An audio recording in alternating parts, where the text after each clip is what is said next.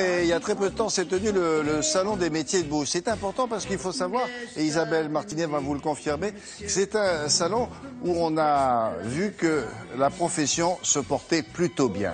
Quelles sont les raisons de ce bon fonctionnement et de cette bonne santé? Est-ce que c'est bien aussi pour les autres? Est-ce que ça peut être contagieux? On espère. À la porte de Versailles, vous avez donc vu que des gens heureux. Oui, que des gens heureux, et ça fait sacrément plaisir par les temps qui courent de découvrir qu'un secteur d'activité comme celui-là se porte bien. Alors les raisons, d'abord c'est un domaine qui a su se remettre en cause. Les métiers de bouche, bon, on le sait, hein, c'est la boucherie, la charcuterie, la fromagerie, la boulangerie et l'aspect traiteur, tous ces commerces de proximité que nous aimons bien et que nous fréquentons beaucoup, et beaucoup plus qu'on ne le pense. D'abord parce qu'on n'a pas toujours envie d'aller dans les grands centres commerciaux qui sont quelquefois un peu trop grands. Ça, c'est la première raison. Et la deuxième raison, c'est que c'est un secteur qui a su s'adapter à la demande, avec notamment le développement de tout ce qui est vente à emporter, que vous trouvez très facilement partout. Et surtout avec le côté traiteur qui s'est développé partout. Autrefois, vous vouliez un plat traiteur, il fallait aller soit chez un traiteur, soit chez le charcutier. Aujourd'hui, vous trouvez tous les types de produits possibles et imaginables, cuisinés, maison, que ça soit en boulangerie, en boucherie et même en fromagerie. Donc c'est un domaine qui s'est vraiment développé et ça satisfait une demande. Donc le secteur se porte bien, on est heureux de le dire et nous sommes rendus sur ce salon qui est assez sympa, c'est convivial, c'est pas un salon très important. Parce qu'on mange tout le temps pendant les 2 heures où on visite. Voilà, commerce de proximité, vous avez tous les fabricants qui sont là, par exemple de machines à découper le jambon, enfin bon, c'est assez convivial, il y a 150 exposants et nous avons essayé de rencontrer les représentants des fédérations de tout le monde. Tout ça. Voilà, les bouchers, les charcutiers, les fromagers, ça fait beaucoup de monde, regardez.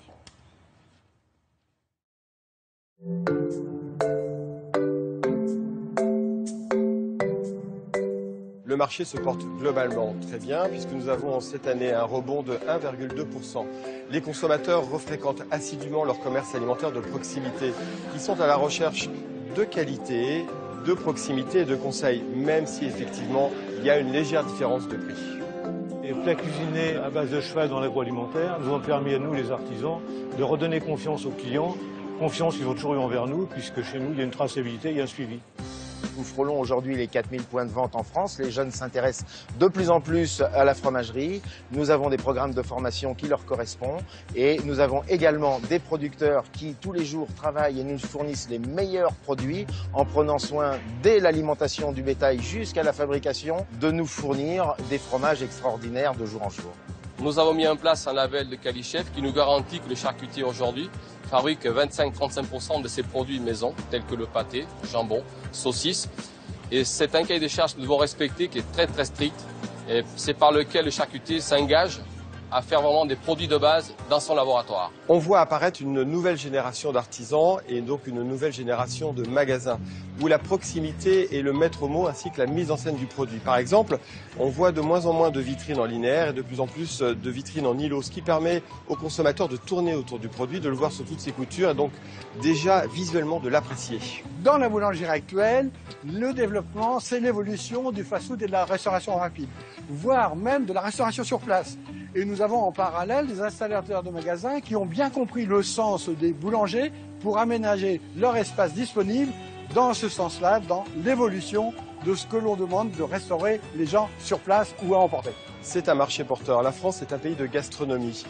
Dans ces périodes de crise, on parle beaucoup de chômage. Effectivement, on ne peut qu'encourager les jeunes à se tourner vers ces professions qui embauchent massivement, qui sont à la recherche aujourd'hui de compétences.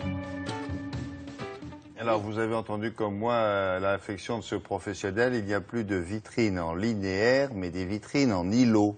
Vous voulez une traduction? Oui.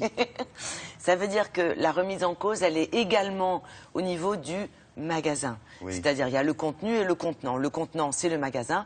Et autrefois, vous alliez chez votre boucher ou votre charcutier, vous aviez madame la charcutière à la caisse, monsieur derrière, et puis un rayon tout droit, oui, et tous les produits. Aujourd'hui, il y a plus d'îlots. C'est-à-dire que dans le magasin, vous allez avoir, par exemple, un élément rond avec des jambons, un autre élément rond avec des fromages. Qui vous permet de tourner autour.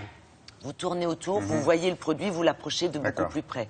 Donc vous êtes plus mêlé, plus acteur. En îlot. En îlot. En îlot, un îlot, c'est une petite île, quoi. C'est ça. même dans le magasin. Oui. Et ça marche bien et bravo. Et ça peut être une presqu'île aussi. Oui, voilà. il y a aussi la notion de presqu'île. Qui tient à l'ancien... Qui tient, mais qui est un petit peu... qui déborde un peu.